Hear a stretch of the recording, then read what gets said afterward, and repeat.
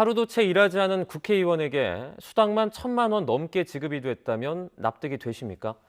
얼마 전에 끝난 일본 중의원 선거에서 첫 당선된 의원이 공개적으로 이 문제를 제기해 논란이 커지고 있는데요. 도쿄에서 이경화 특파원이 보도합니다. 지난달 31일 일본 중의원 선거에서 새로 당선된 의원들. 이달 10일 일제히 국회에 첫 등원을 했습니다. 그런데 이해하기 어려운 일이 벌어졌습니다. 일은 이달부터 시작했는데 세비와 수당을 포함해 10월분으로 1인당 1,000만 원 넘게 지급된 겁니다. 이런 사실은 일본 유신회 소속 초선 의원이 SNS에 글을 올리면서 알려졌습니다. 民間企業であれば自分が働き始めた時から当然経費だって生産できるわけですから、それより前の仕事してなかったところの経費の生産なんて普通認めないですよね。 국회 사무국은 현행 제도상 10월 31일 투표일부터 의원 자격이 생겨 하루분 세비를 지급했다고 밝혔습니다.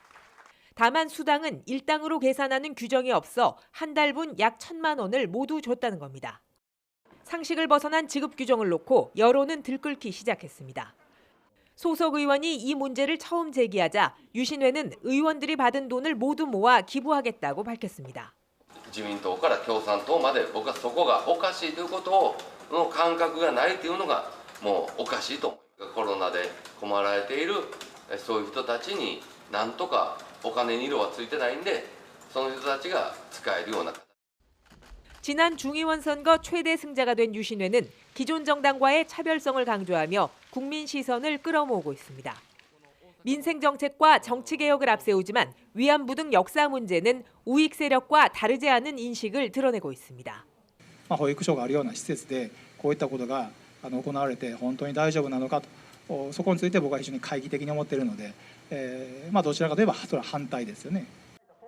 총선 후 실시된 각종 여론조사에서 유신회는 제1야당을 제치고 자민당에 이어 정당 지지율 2위로 뛰어올랐습니다.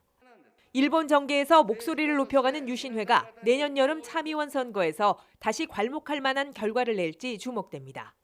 도쿄에서 YTN 이경아입니다.